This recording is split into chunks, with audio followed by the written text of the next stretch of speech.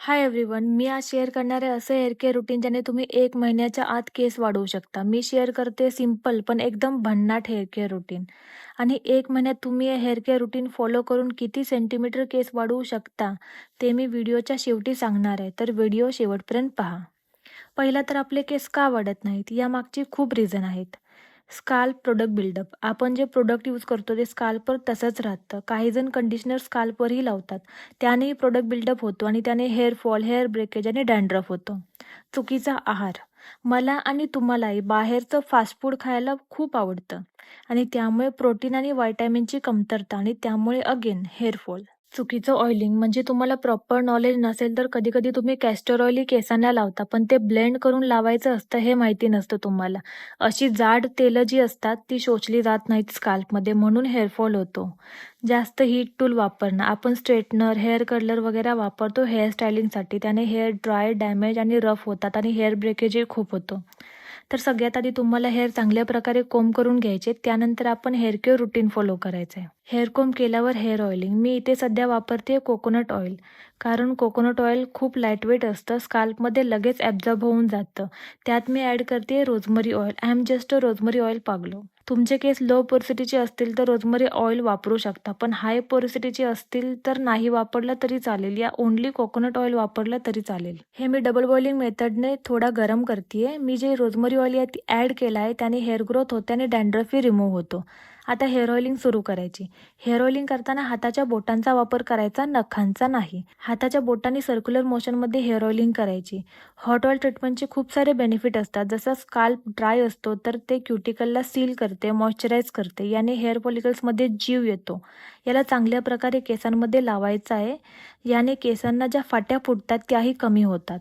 ही hot oil treatment खूप effective आहे. वीकमधून एकदा हॉट ऑइल ट्रीटमेंट केलीच पाहिजे. यानंतर मी वापरते स्काल्प मसाजर. आपण जे हेअर ऑइलिंग करतो यानंतर स्काल्प मसाजरने ते ऑइल स्काल्पमध्ये चांगल्या प्रकारे पेनिट्रेट होतं. मसाजमुळे ऑइल चांगल्या प्रकारे स्काल्पमध्ये ॲब्झॉर्ब होते. स्काल्प मसाज केल्याने हेअर ग्रोथ प्रमोट होते. तुम्हाला हेअर ग्रो करायची असतील तर या स्टेप्स फॉलो कराव्याच लागतील.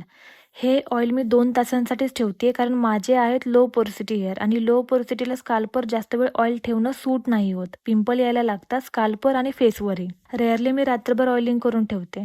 यानंतर मी ऑइल्ड हेअरवर अप्लाय करते हेअर मास्क. मी वापरते बेअर अनॅटॉमीचा anti hairfall hair mask. Please हे प्रमोशन वगैरे काही नाही आहे. मस्त आहे, मला आवडतं आणि याने मला बेस्ट रिझल्ट भेटला आहे म्हणून मी तुमच्यासोबत शेअर करते. हेअर मास्कमध्ये थोडं ॲलोवेरा जेल मिक्स करायचं आणि हेअर लेंथवर अप्लाय करायचं. ॲलोवेरा जेल केसांच्या फाट्या कमी करायला हेल्प करते. हे चांगल्या प्रकारे हेअर लेंथवर अप्लाय केलं आणि 15 मिनिट तसंच ठेवलं. यानंतर मी करते हेअर वॉश. पहिला केस ओले करून घ्यायचे आहेत अँड मेक शुअर की ल्यूकवॉर्म वॉटर स्टार्टिंगमध्ये घ्यायचं. त्याने हेअर फॉलिकल ओपन अप होतात. केस ओले करून 1 मिनिट वेट करायचं आहे, ज्याने नंतर जे पण शॅम्पू आपण वापरेल ते चांगल्या प्रकारे लागेल. केसांना चांगल्या प्रकारे ओले केल्यानंतर मी वापरते DIY क्लॅरिफाईंग शॅम्पू. इथे जर तुमच्याजवळ DIY क्लॅरिफाईंग शॅम्पू नसेल तर माझ्यासारखंच कॉफी पावडर आणि शॅम्पू मिक्स करून स्काल्पवर लावू शकता. याने स्काल्पवर चांगल्या प्रकारे मसाज करायचा आहे.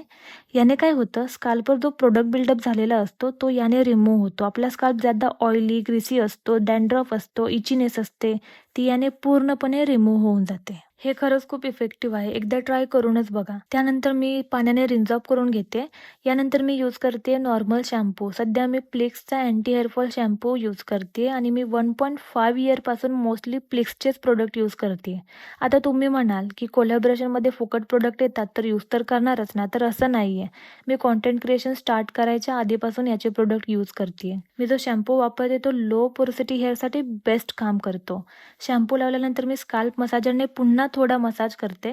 कारण हेअर ऑइलिंग केलेलं, ऑइल आणि ऑइलिंग केलेलं, कॉफी लावला, ते राहिलं असेल तर ते रिमूव्ह होईल आणि डॅन्ड्रफ बिल्डअप असेल तर तोही रिमूव्ह होईल. त्यानंतर केस रिन्स ऑफ करून घ्यायचेत. आफ्टर शॅम्पू मी वापरते प्लिक्सचाच कंडिशनर. हा केसांना चांगल्या प्रकारे कंडिशन करायला हेल्प करतो. याला चांगल्या प्रकारे मी हेअर लेंथवर अप्लाय करते. याने हेअर सॉफ्ट, स्मूथ, सिल्की आणि शायनी होतात. कंडिशनर केसांमध्ये मॉइश्चर लॉक करतो आणि कंडिशनर नेहमी हेअर लेंथवर अप्लाय करायचा, स्काल्पवर नाही. स्काल्पवर अप्लाय केला तर स्काल्प ऑइली, ग्रीसी होतो, प्रोडक्ट बिल्डअप होतो आणि मग हेअर ग्रोथ प्रमोट नाही होत. सो कंडिशनर स्काल्पवर अप्लाय करू नका. कंडिशनर हेअर फॉलिकलमध्ये मॉइश्चर लॉक करायला हेल्प करतं. होते. हे थोडाच टाइम ठेवून मी रिन्स ऑफ करते. हेअर वॉश झाल्यावर यूज करायचा आहे मायक्रोफायबर टॉवेल. याने केस लवकर सुकायला मदत होते. तुम्ही याचा वापर नाही केला तर केस सुकायला वेळ लागतो. तर मायक्रोफायबर टॉवेल यूज केलाच पाहिजे. त्यानंतर केस सुकल्यानंतर लेंथला सिरम लाईटवेट ऑइल अप्लाय करायचं. याने केस फ्री राहतात आणि केसांमध्ये मॉइश्चर लॉक राहतं. आणि या पूर्ण प्रोसेस वीकमधून 2 वेळा फॉलो करायची. आणि यातील महत्त्वाचा भाग हेअर मसाज आपल्याला डेली करायचा आहे. हेअर मसाजने ब्लड सर्क्युलेशन इन्क्रीज होते आणि हेअर ग्रोथ प्रमोट होते.